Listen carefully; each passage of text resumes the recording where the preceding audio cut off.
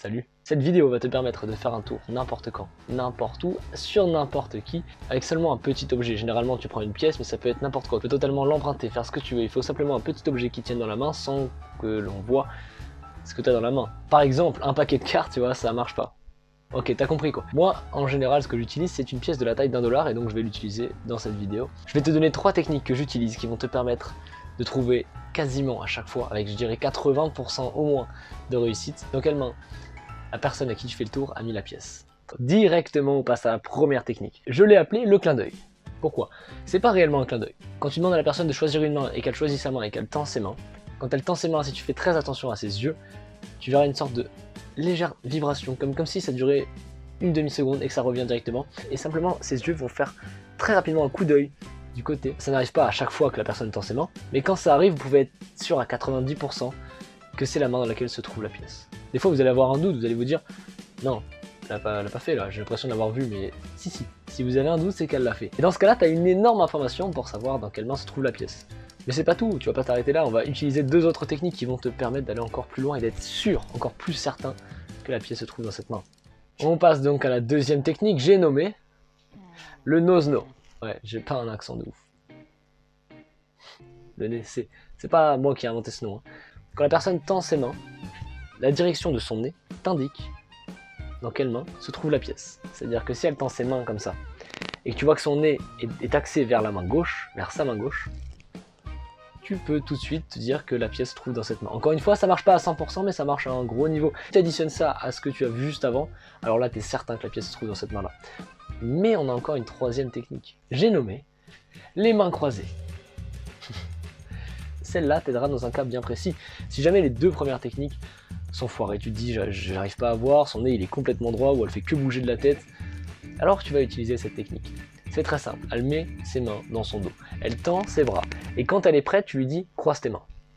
Elle croise ses mains.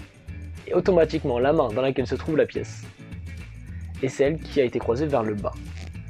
Pourquoi? Je peux pas te donner l'explication 100% vraie, mais j'ai plusieurs théories. Je pense que c'est déjà que l'objet a un certain poids, même s'il peut être très léger, automatiquement, donc tu as l'envie de le faire passer en dessous parce qu'il est plus lourd. Et ça peut aussi être, je pense, que quand tu croises les bras, tu caches en quelque sorte la main qui contient la pièce. Cette technique marche, mais il ne faut pas en abuser. Donc à utiliser si jamais tu es dans le mal. Avec ces 3 techniques, tu es capable à quasiment 100% des fois de déterminer dans quelle main se trouve la pièce.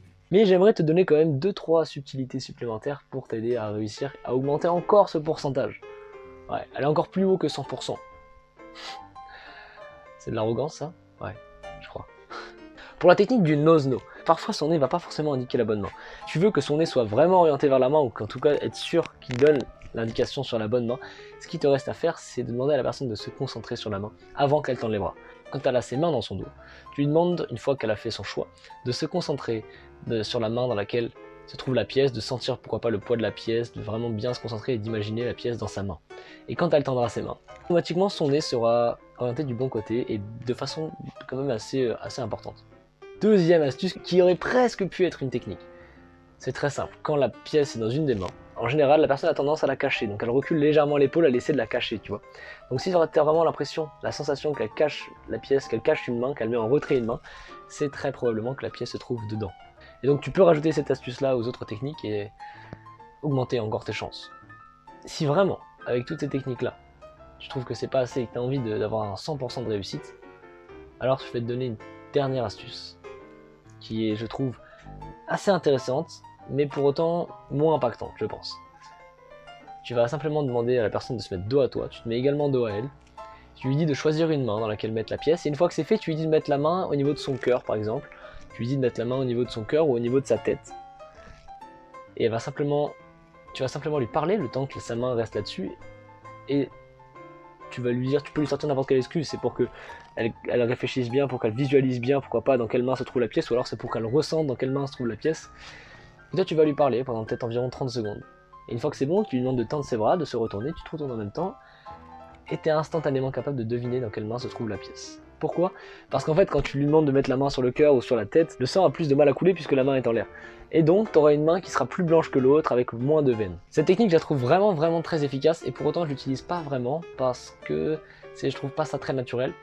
Mais du coup, si tu l'utilises pour t'entraîner, tu sais dans quelle main se trouve la pièce, donc tu peux utiliser les autres techniques et t'entraîner à le faire sans te tromper, et ça c'est vraiment cool.